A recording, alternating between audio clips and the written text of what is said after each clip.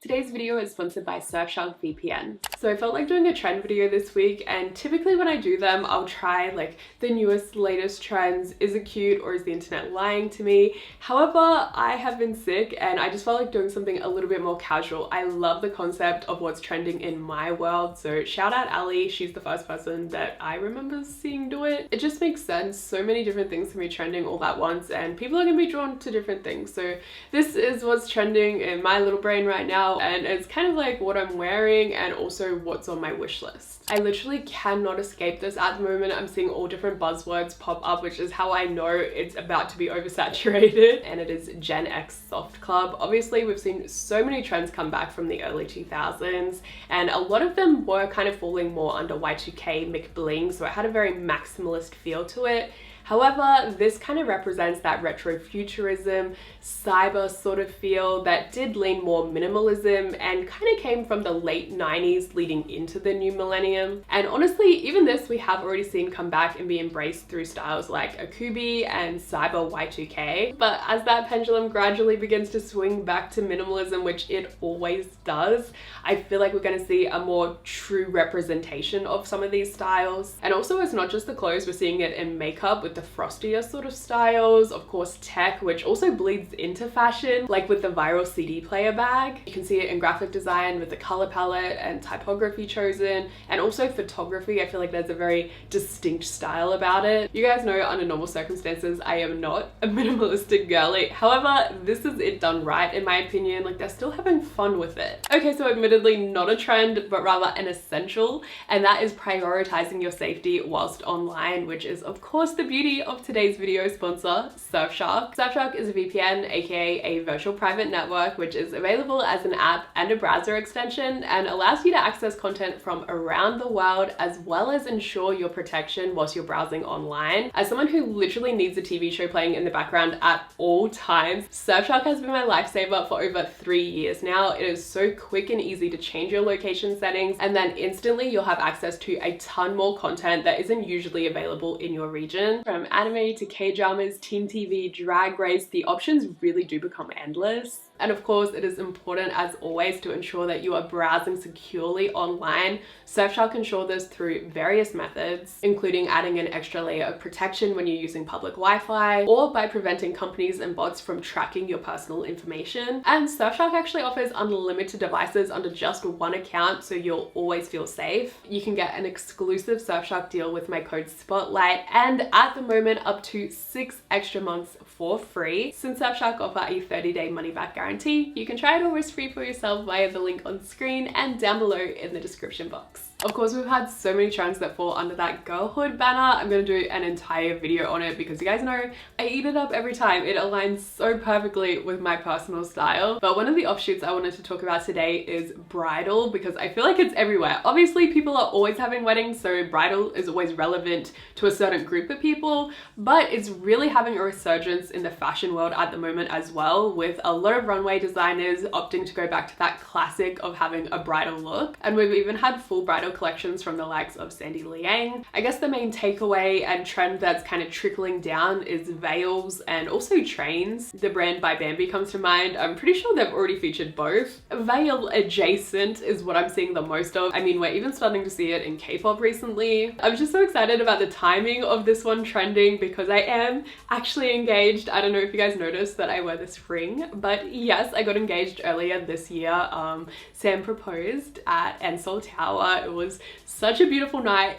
Freaking freezing, which was kind of a blessing because it meant there was like nobody else up there. But yeah, literally I had no idea. If I did, I would have dressed cuter and have my nails done. The ring is custom. He designed it himself. I had no input whatsoever, but he did an incredible job. It is so pretty. Obviously a little bit different since it's not a diamond, it's an opal. As soon as I saw it, it reminded me of the sort of thing you would see in like a magical girl anime to initiate some sort of transformation. So obviously I love it. But yeah, very exciting and so happy to finally share share with you as well, because I've had so many draft posts and then I just overthink it and then time just kept ticking by. I'm like, this is just awkward to try and bring up now. But yeah, this trend is literally perfect timing for me, especially because I'm not looking to have a traditional wedding dress, since I'm not looking to have a traditional wedding. So a lot of things are more so bridal adjacent, which is going to be right up my alley. I swear around this time every year people will start saying that metallics are trending, and I'm like, at what point does it cross over to florals for spring territory? So usually I don't really mention it because it's not something I dabble in a lot. I don't know, it doesn't really suit my lifestyle, like a flashy metallic dress or sequin mini skirt. Where the hell am I gonna wear that? I mean, you guys probably say that about 80% of my outfits anyway, but whatever. My point is, I've taken my time, I've fully evaluated the situation, and now I can indeed confirm I do want to invest in a silver metallic shoe. Obviously, I've been wearing Mary Janes for years, so I feel like they're a very safe silhouette for me to opt for, despite the fact that they might be more on the trending side of things for other people. But I don't know, for some reason, part of me is also really drawn to this chunky option from Charles & Keith, but I also know that they're going to be a lot harder to style. Oh my god, also please tell me I'm not the only one who is being hounded by Steve Madden ads on TikTok. Honestly, not really complaining, because they've done a really good job and I cannot stop thinking about this particular pair. In a way, kind of reminiscent of the Kiki boots, just more wearable. I love the Kiki boots, okay? I was so jealous when everyone was getting them. They're way too out of my price range, and even if I could afford them, I know I wouldn't get my wear out of them because they look very difficult to walk in. So I feel like this could be a really good alternative for me where I actually get my money's worth out of them, but I'm waiting to see if they have a good Black Friday sale. Something about it does still kind of make me feel uneasy though, and I think it's the fact that it's not a far jump from the Gladiator sandal that was 2014, and I don't know how to feel about that. I guess along those lines, these are things that aren't necessarily a trend, but specific items that are on my wish list. The first one, I don't know how to pronounce it. I want to say P-Heart, but who knows, is this pink reversible vest, and tell me it is not the ideal layering piece. Like, I understand it would still add heat because it is literally a knit vest on your body, but it has the huge cutout, no sleeves, so that's a sacrifice I'm willing to make. I would still wear it in the warmer weather. Always theoretically on my wish list is jewelry from Vivienne Westwood, Sandy Liang, and Chipova Luena. However, I'm pretty sure all of this is just costume jewelry at insane prices, which makes it very hard to justify. Let me know if you guys have any good alternatives. One that I have my eye on is Sang. They have some really cute necklaces, and I am interested in making my own as well. I've seen so much of the charm necklaces online recently, and they just have so much character and personality to them. I'm always looking at the op shop for jewelry and necklaces that I can repurpose, but I swear whenever I find one that I like, they're charging like $9 for something that's probably originally just from La Visa or something. So yeah, I don't know. I definitely need to find some better places to source beads. So if you have any ideas that are online or in Brisbane, let me know. And then another Korean brand that I'm really loving at the moment is Moon Fairy. It is such a sweet little aesthetic. I particularly have a love for cutesy sweatshirts, so this is top of my list at the moment. I'm also constantly checking to see if they're gonna restock this t-shirt. Kind of basic, but also undeniable the amount of fur I have been seeing. Obviously this is always stylish, but there are gonna be certain points where it's even more popular than others. The vintage coats are probably number one, but I'm also really loving the oversized bags. I'm not sure if this could almost be an offshoot of the balaclava trend we saw last season, but I'm seeing a lot of tighter hoodies, very slinky, almost think like Kylie Minogue. Also, another headwear accessory I'm seeing a bunch of are the cute little knit bonnets. I really liked these last season as well, so I'm glad that they're sticking around. So adorable, and they could just be that cute touch to any outfit. Personally, I prefer the ones that I guess are more open, like a headband sort of style almost, just because if it's super tight completely to my head, it just feels like a huge balloon. But yeah, I'm just jealous it's not autumn here because I feel like that is peak season for a good hat.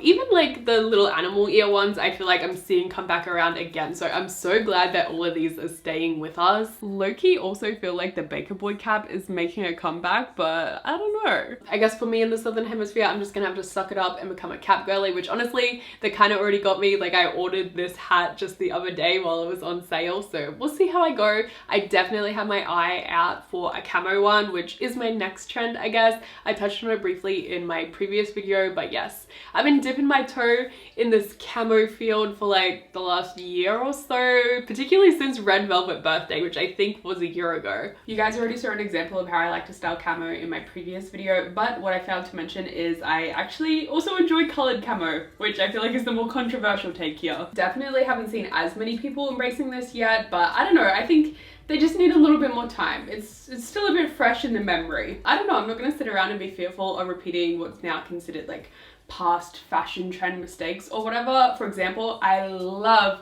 seeing people style skinny jeans on TikTok. I'm gonna like it every single time. If you like it and it works for you, wear it regardless of whether it's in trend or not. I'm so past the point of looking back and cringing at past errors. Like, no. It was fun. Just enjoy the moment. I also think we're going to be seeing a lot more ponchos and capes this season. I don't know if it's just the media I've been consuming. Obviously, I did the Gossip Girl outfits and then also the vintage Japanese magazines. I'm seeing significantly more outfits featuring overalls and I am here for it. The styling is giving very Alexa Chung. Obviously, a lot of the inspo pics are geared towards fall, but my favorite pair are actually these vintage Gap ones, so that's perfect for me to be styling now. It's for sure going to be my go-to summer uniform. It's just so quick and easy to throw on when it's just too hot to even think about getting dressed. I love how it looks teamed up with the oversized collar and the Mary Janes, and I actually got a pattern from the op shop recently, so I'm gonna make some detachable collars just to make layering easier this time of year. I swear this is just turning into how I'm adapting trends for warmer weather, but my next one is scarves. I love these kind of fuzzy mohair scarves, a stripe, a cool color pop. I don't know, there's something so effortlessly cool girl about them where you just throw it on with anything. Clearly a knit like that isn't going to be ideal for an Australian summer, so this little baby has been my saving grace. I will throw it on with everything. Literally had to restrain myself from wearing it today. I don't know, there's something about just the classic stripe that I'm really drawn to at the moment as well. If you do live somewhere where it's cold though, I am obsessed with this bow scarf. I so badly want it, but again, just can't justify it for how much wear I'd actually get out of it. And if you are a fellow bow girly, I'm sure that you have the damn bow leather jacket all over your feet again at the moment. Like, I thought we had rid ourselves of it, but then finally everyone started getting it in the mail and I was like round 2 of this jacket. It's originally from a Chinese brand, so I'm pretty sure you could get it on Taobao, but a lot of people bought it from like a third-party site, Archive. But yeah, I almost feel like I would have preferred not to have been introduced to this website because now I want everything. The wish list just keeps growing. It's never ending. But I'm really trying to be good with my spending and focus on re-wearing things that I already have. And one way that's inspiring me to play around a bit more is just trying out new color combos. And one of my favorite sources of inspo for this at the moment is LRF Vintage. I love vintage stores that do photos of their mannequins. I don't know, the styling is just always gonna hit. Like, I would happily do a whole video trying to recreate some of these because they're just so fun and exactly what I want my wardrobe to feel like. If we're talking like specific trending colors, red still going strong, and this one, I don't know if it's just in my head, but I feel like I'm seeing a lot of baby yellow. The reason I say this could just be in my head because when I got my personal color analysis done, she told me this is my best color, so I do keep an eye out for it, but I don't know. I feel like it's a lot easier to find than it used to be. Another trend that I've loved for a really long time, and I think I mentioned maybe 2 years ago that I was on the hunt for at the thrift store, was bubble hems, and now we're seeing these become more accessible in regular retail stores, but I don't know, I still haven't found the perfect one. I'm holding out hope, but I've had no luck at the op shops as of yet. Since I'm all about the pastels, I thought I'd just double down and team it up with the baby pink as well. Plus, this skirt I think will be the perfect candidate for attempting some sort of like faux bubble hem. I'm just gonna try and pin her up, style her, and I'll be back. Okay, I think that kind of worked. Admittedly, it could be better, but whatever. Overall, the fit, I'm liking it. It's kind of giving lonely and gorgeous vibes with the glasses. And this could just be the matchy-matchy in me, but I do feel like it needs one extra pop of red, like maybe some sort of head accessory, but I just don't have anything. But yeah, I think that's about all I wanted to chat about today. Let me know what is trending in your world though. It is interesting how different it can be sometimes. But thank you for watching, and don't forget to check out today's video sponsor, Surfshark, before you go. All the links down below in the description box, and hopefully I see you really, really soon. Bye!